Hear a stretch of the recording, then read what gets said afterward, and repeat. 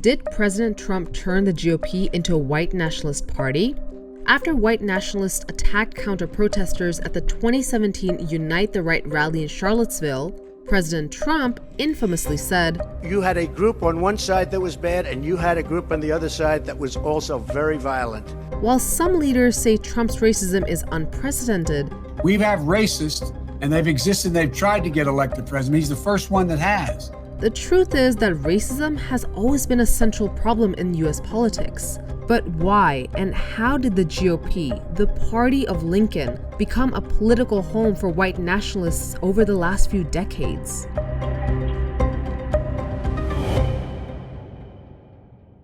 Let's lay down the basics first.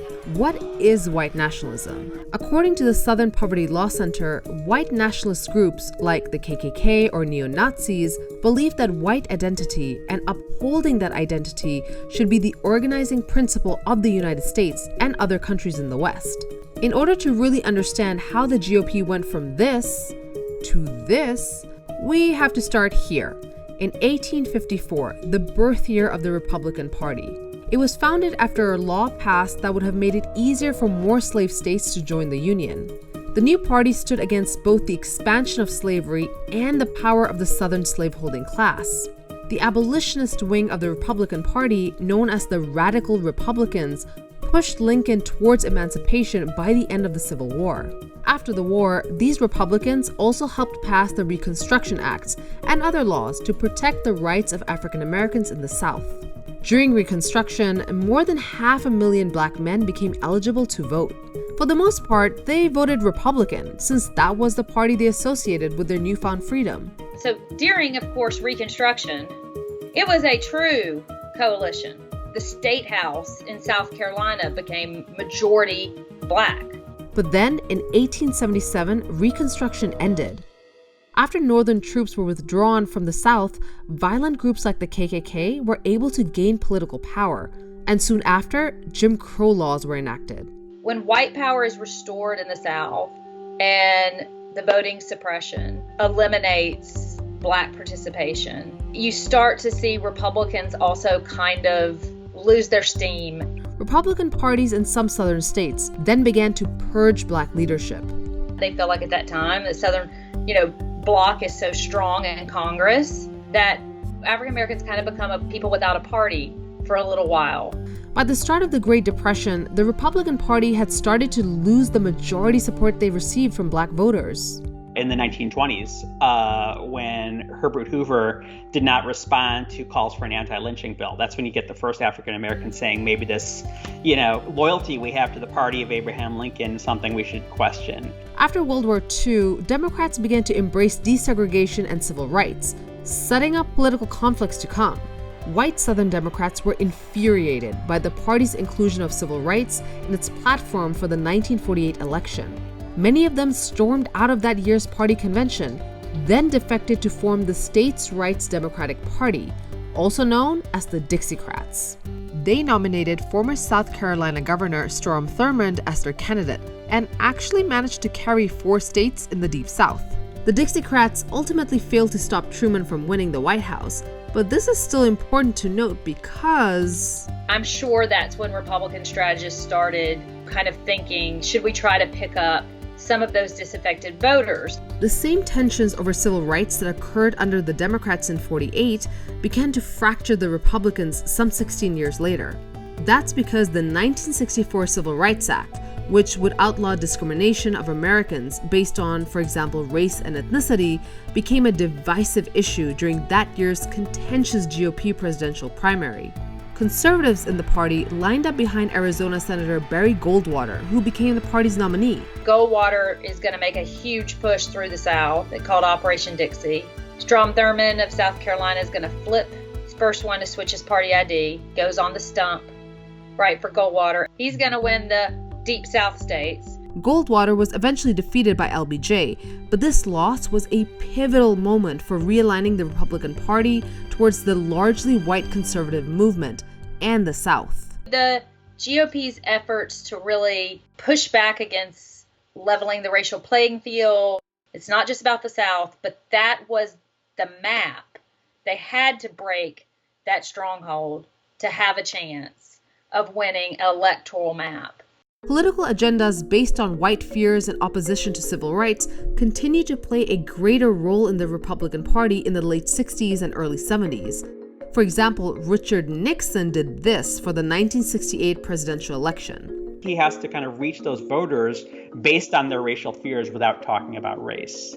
And he's very cunning at figuring out ways to do that. Like, for example, in his convention speech in 1968, he says, "The first civil right of every American is to be free from domestic violence, and that right must be guaranteed in this country." And the reason that's so clever is he's saying, no, you are a victim of your civil rights being violated. Civil rights shouldn't be something that's about black people. It's really about white people. After Nixon won the 1968 election, he continued to exploit divisions in American society through his use of dog whistles. Dog whistle, an expression or statement that has a secondary meaning intended to be understood only by a particular group of people. In 1969, when he's president, he gives a very famous speech in which he says, "To you, the great silent majority of my fellow Americans, I ask for your support." The reason that's so clever and why that's kind of a racist dog whistle is because African Americans in America and also Hispanics are referred to as minorities. And these dog whistles started to become a regular occurrence in the Republican Party. Republicans have used this idea that Democrats steal elections in big cities, especially among minority voters. They use that to delegitimize election results with increasing frequency. Of course, you can't really talk about dog whistles and shifts in the Republican Party without talking about Ronald Reagan. Ronald Reagan is incredibly skilled, at the same time proclaiming America's racial innocence and saying that there really isn't even really a problem. We've kind of solved this problem and it's all kind of individual hearts and minds anyway. And also backing policy positions that are quite harmful to African Americans. Reagan ended up getting 71% of the vote from those who most strongly opposed efforts to improve conditions for African Americans. Lee Atwater, one of Reagan's strategists, later described how GOP operatives used dog whistles to appeal to racists covertly. When Reagan's vice president, George H.W. Bush, ran for the presidency 8 years later, he retained Lee Atwater as a strategist. This is another thing people don't often realize, but it's some of the same strategists, right? So who runs Ronald Reagan's Southern campaign and gets him to push on states' rights? That's a young Paul Manafort. He's a Southern field director. The conservative faction's position was also supported by right-wing media. Research has shown that as Fox News was rolled out across the country in the late 90s, its introduction led to conservative voters supporting Republican politicians and policies. Slowly, until basically by the 1990s, almost all Republicans are conservatives.